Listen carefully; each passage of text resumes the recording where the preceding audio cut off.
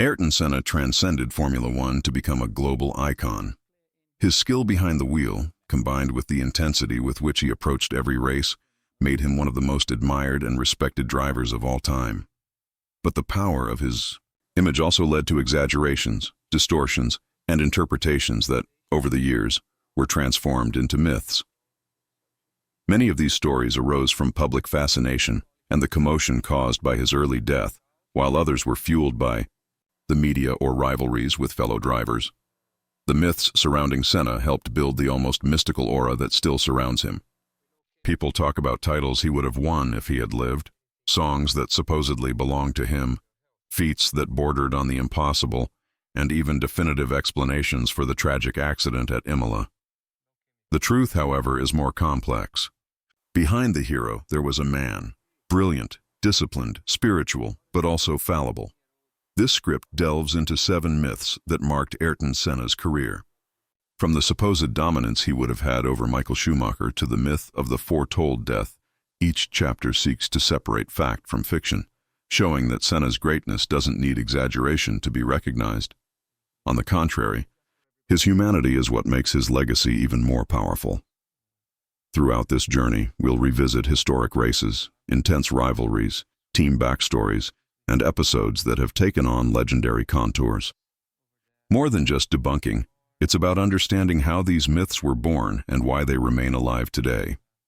After all, Senna was greater than the stories that surround him, and his true greatness continues to inspire generations. Chapter 1. The myth that Senna would have won as many titles as Schumacher. Ayrton Senna's death on May 1, 1994, cut short a career still in its prime. At that moment, he was leading the San Marino GP at Imola when he lost control of his Williams and crashed fatally. Behind him was Michael Schumacher, the young Benetton talent who, in the following years, would dominate Formula One with 7 world titles. This is where the myth was born. Had he not died, Senna would have equaled or even surpassed Schumacher. It's true that in 1994, Ayrton was in a strong position to win the title. Despite Schumacher's consecutive victories in the first races, technical irregularities cost the German precious points. Damon Hill, Senna's Williams teammate, finished the championship just 1 point behind the leader. Considering Ayrton's experience and consistency, it's almost certain he would have beaten Hill and won his 4th championship. But to imagine that Senna would have accumulated 7 titles, like Schumacher, is a risky projection. The Formula One landscape of the 1990s changed rapidly. Benetton dominated in 1995, and Williams regained strength in 1996 and 1997, at which point Senna would likely have left the team to race for Ferrari. Jean Todt, the team's manager, revealed years later that the Brazilian had verbally committed to driving for Ferrari. However, Ferrari wouldn't achieve real competitiveness until 2000, by which time Schumacher was in charge. Another point is age. Senna would have turned 40 in 2000, a milestone considered advanced for drivers of that era. Although he was disciplined and maintained excellent physical fitness, it's unlikely he would have had the stamina for such a long sequence of titles. It's more probable that he would have won 4 or 5 championships, ending his career in the late 1990s. Therefore, the myth that Senna would have rivaled Schumacher in titles should be seen with a grain of salt. He could, yes, have expanded his legacy with more victories, but his greatness doesn't depend on numbers. Senna had already established himself as a genius before he passed away, and Schumacher forged his own history. Both are giants, each in his own way. Chapter 2. The myth of the Tema da Vitória as Senna's exclusive song. Few soundtracks are as associated with an athlete as the Tema da Vitória. Victory theme is with Ayrton Senna. Composed by Eduardo Sudonato and immortalized by the instrumental group Roupa Nova, the anthem is still remembered today as Senna's song. However, this connection doesn't correspond to its origin. The song was created in 1983, commissioned by Rede Globo, to be used for broadcasts of the Brazilian GP. Its debut was with Nelson Piquet's victory, not Senna's, who hadn't even started in Formula One yet. The following year, the theme was played for Alain Prost, who would become the Brazilians' biggest rival. It wasn't until 1986 that the music began to be played for all Brazilian drivers' victories, which solidified the almost automatic association. With Ayrton Senna, of course, was the biggest beneficiary of this tradition. With 41 victories in the category, 38 of them to the sound of the tema da vitória, his image became attached to the melody. For the public, every chord became synonymous with Ayrton, even though the same sound accompanied the triumphs of Piquet, Rubens Barrichello, and Felipe Massa. The myth, therefore, was born from repetition. Since Senna was the most victorious Brazilian in the modern era of Formula One, the music came to be identified as his. But it's important to recognize that its history goes further. The tema da vitória belongs to an entire generation of drivers who represented Brazil in global motorsport. Still, it's undeniable that Senna gave the song a unique symbolism. His gesture of raising the Brazilian flag, accompanied by the tune, became an iconic image. More than a victory anthem, the music transformed into a symbol of hope during a difficult period for the country. The myth may not be faithful to its origins, but it conveys the collective emotion of a people who saw themselves represented in the figure of Ayrton. Chapter 3. The myth of the miraculous debut at Tolleman. The most repeated narrative about Ayrton Senna's start in Formula One is that he performed miracles while driving a car considered a kart, the Tolleman, in 1984. The image of the young Brazilian taking a limited vehicle to surprising results reinforced the idea that he possessed a supernatural talent capable of overcoming insurmountable barriers. However, a closer analysis shows that the scenario was a bit different. Indeed, Senna arrived in Formula One surrounded by expectations after winning the British Formula 3 in 1983. The top teams already had their seats filled, and the Brazilian ended up signing a contract with the modest Tolleman, a team that had started years earlier as a transport company before moving into motorsport. Although small compared to giants like Ferrari or McLaren, Tolleman wasn't exactly a failure.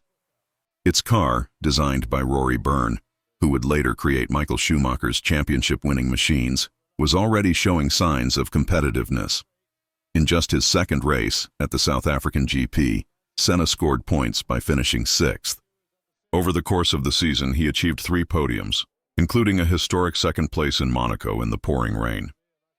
These results impressed the world, but it's important to note that Tolleman was on the rise. That same year, when Senna was replaced at Monza by Stefan Johansson, the Swedish driver managed to finish in 4th place, proof that the car wasn't as inefficient as the legend suggests. The kart myth was born because, compared to the powerhouses of the time, Tolleman had a reduced budget, a lean structure, and struggled to compete on equal terms. But to say the car was incapable is an exaggeration. In practice, it was a growing team, which would later give rise to Benetton, champions with Schumacher and Renault, champions with Fernando Alonso. Senna's merit, therefore, wasn't performing miracles in an inefficient car, but rather maximizing a promising machine. He showed adaptability, daring in adverse conditions, and a racing intuition that set him apart from his contemporaries.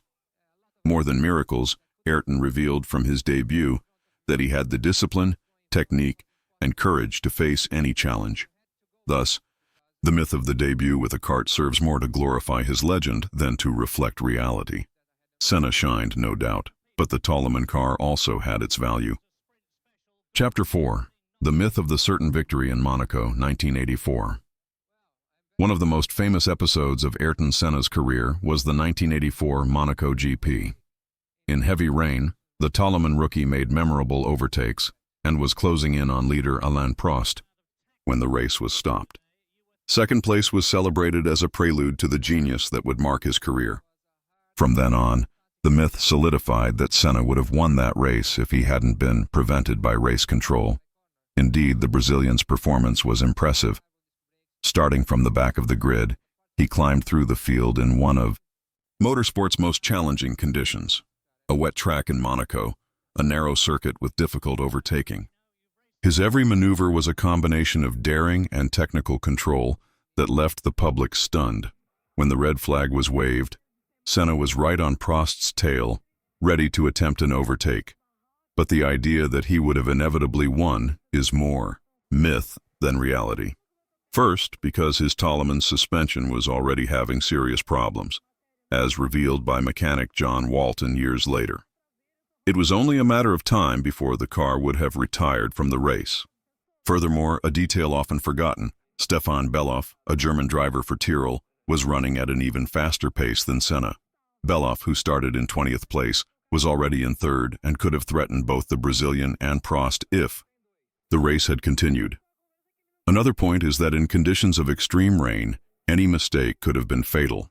Even though Senna had great skill in this scenario, there were no guarantees that he would maintain the same performance until the end. The decision to stop the race, made by director Jackie Ickx, was controversial, but it cannot be interpreted solely as an attempt to favor Prost. In the end, Senna's second place was historic precisely because it showed the world what he was capable of. Transforming that result into a stolen victory is an exaggeration that diminishes the true achievement, the revelation of a talent that from then on would change the course of Formula One. Chapter 5. The myth of the wronged genius against the villain Prost. The rivalry between Ayrton Senna and Alain Prost is one of the most famous in Formula One. With aggressive maneuvers, public accusations, and even intentional collisions, the two built a relationship marked by tension. The myth created is that Senna was the wronged genius, a victim of a manipulative Prost who was protected by the sport's institutions. In reality, the story is much more balanced. Senna and Prost were two geniuses with different styles, but both knew how to use tough tactics to secure victories. In 1988, for example, Senna squeezing Prost against the wall in Estoril started the hostile atmosphere. In 1989, Senna ignored an internal McLaren agreement not to contest the lead on the first lap, further increasing the friction. Prost, in turn, used his political influence behind the scenes to defend his interests, something that, in 1989, secured him the title after Senna's disqualification in Suzuka. The myth of Prost as a villain and Senna as the wronged hero gained strength through media narratives and the public's empathy for the Brazilian's combative stance. But the truth is that both acted aggressively and calculatingly when necessary. Both broke rules, both sought advantages, both committed excesses. The most notable thing is that, after years of rivalry, the relationship evolved. When Prost retired, the two reconnected, and Senna even sent a radio message during a 1994 race. "I miss you, Alain." This gesture humanized the rivalry, showing that, behind the myths, there was respect and even affection. Therefore, there were no heroes or villains. In this duel, there were two giants competing at the limit, each defending his space in a relentless sport. Chapter 6. The myth of the unique feat at Interlagos, 1991. The 1991 Brazilian Grand Prix is one of the most legendary episodes of Ayrton Senna's career. The image of him exhausted in the cockpit, unable to lift his arms after winning at Interlagos, became an icon. From this, the myth was born that Senna was the only driver in history to achieve an epic victory with the car stuck in a single gear. Indeed, the race was impressive. Senna was leading comfortably when he began to face gearbox problems with his small McLaren. First, he lost fourth gear, then third and fifth, leaving only sixth. In the final laps, he had to drive in a completely different way, keeping the engine revs high so it wouldn't stall and forcing the car through corners with immense strength in his arms. Even so, he crossed the finish line just ahead of Ricardo Patrese. The physical effort was so intense that, after receiving the checkered flag, Ayrton couldn't get out of the car without help. The radio transmitted his cries of pain and exhaustion, and the images of his subdued celebration, raising the trophy with difficulty, moved millions of Brazilians. This episode was quickly transformed into a narrative of exclusivity. Senna, the only one capable of winning under those conditions. But the reality is that he was not the only one to face a similar challenge. Michael Schumacher, for example, managed to finish second in the 1994 Spanish GP driving with only fifth gear, enduring for 45 laps in a similar situation. Other drivers also had heroic races facing serious mechanical problems. This doesn't diminish Ayrton's achievement. On the contrary, It shows that he was on par with the greatest, willing to endure physical pain and extreme risks to achieve victory in front of his home crowd. The myth of exclusivity may be exaggerated, but the truth is even more beautiful. Senna shared with other great names the ability to turn adversity into historical moments. Chapter 7. The myth of the single cause of the Imola accident. Ayrton Senna's fatal accident at Imola in 1994 generated countless theories. The most widespread is that the steering column on his Williams broke after being adapted at the driver's own request. The Italian court's investigation supported this version, and it became popularized as the definitive explanation. Thus, the myth was born: Senna died because the steering column failed. The hypothesis has some basis. Indeed, Senna had requested modifications to the steering wheel to improve his driving position. The column was lengthened, and there are indications that the part did not withstand the vibrations. However, this is not the only plausible explanation. Experts like Riccardo Davila argue that the column only broke upon impact. For them, the real cause may have been the loss of tire pressure due to laps behind the safety car. With less pressure, the car sat lower, scraped the asphalt, and lost stability at high speed. The collision at the Tamburello corner occurred at 216 km/h.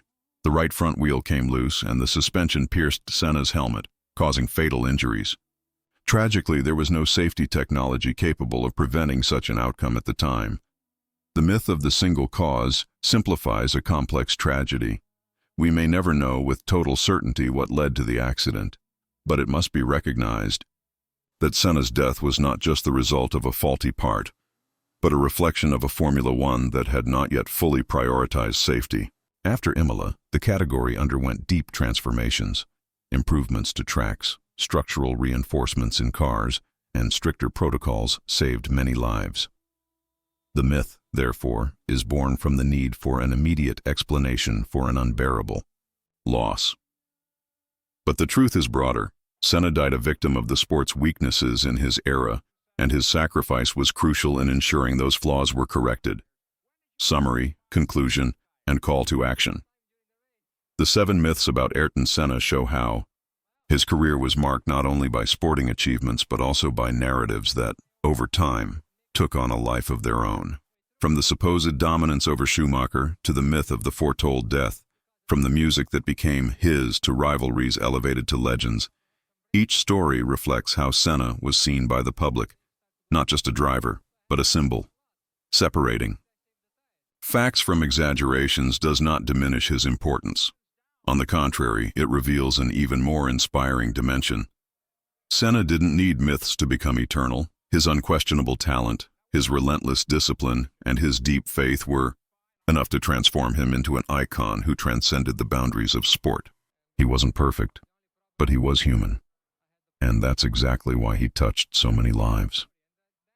The accident at Imola, still surrounded by doubts and theories, represents more than a tragedy.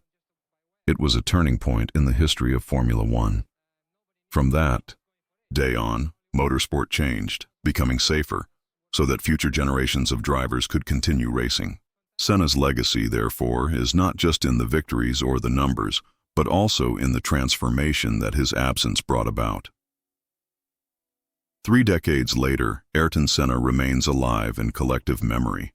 His figure inspires Brazilians and foreigners, motorsport fans, and people who have never watched a race. He has become a synonym for perseverance, courage, and passion. May these myths, revisited with care, remind us that reality is already great enough. Senna doesn't need legends to be eternal. If you also believe that Ayrton Senna's legacy goes beyond the tracks, like this content, share it with other fans of his story, and subscribe to the channel to follow more narratives that reveal the truth behind our idols.